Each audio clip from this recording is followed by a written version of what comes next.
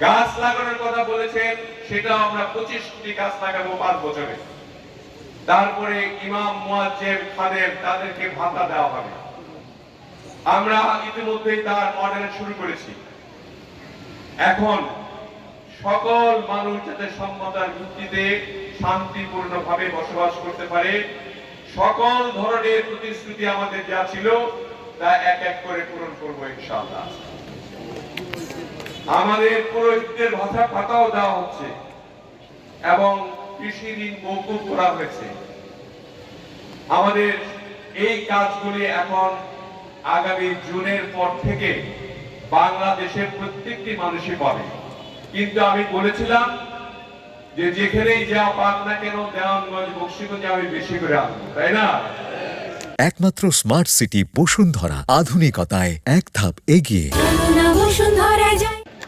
ইনশাআল্লাহ সবাই কিন্তু পাবেন আপনারা। কৃষক, আমাদের মা বোনেরা, বিশেষ করে আমাদের ছেলে মেয়েরা যাদের চাকরির অভাব, এই চাকরি দেওয়ার জন্য একটা প্রস্তুতি গ্রহণ করছে সরকার।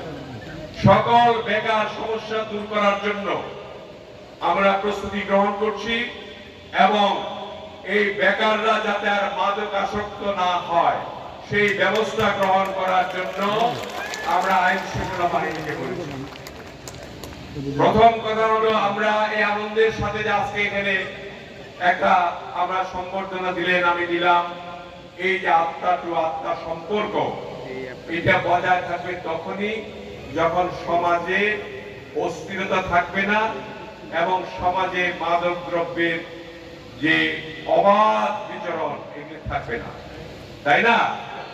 এখন মাদককে বন্ধ করতে হলে আমাদেরকে একটু কঠোর হতে হবে এবং কঠোর হওয়ার জন্য আমাদের আইন শৃঙ্খলা বাহিনীকে বলা হয়েছে কোন অবস্থাতেই মাদককে আমি সহ্য করব না এবং কোন অবস্থাতেই এই যে বিগত দিনের আওয়ামী শাসন আমলে নেতা কর্মীরা যে আপনাদের সঙ্গে, এই মুরব্বীদের সঙ্গে যারা ভালো আচরণ করে নাই, ব্যবহার করেছেন বা প্রশাসনে গিয়ে জোর প্রভাব খাটিয়ে বিভিন্ন ধরনের দুর্নীতির আশ্রয় নিয়ে যারা কাজ করেছেন, এই সমস্ত কাজ আমি বরদাস্ত করব না।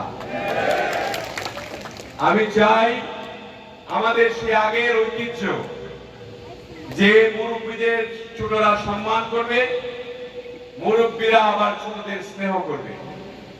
আমাদের দল এবং অঙ্গ সংগঠন যেগুলো আছে সকলকে নির্দেশনা দেওয়া হবে।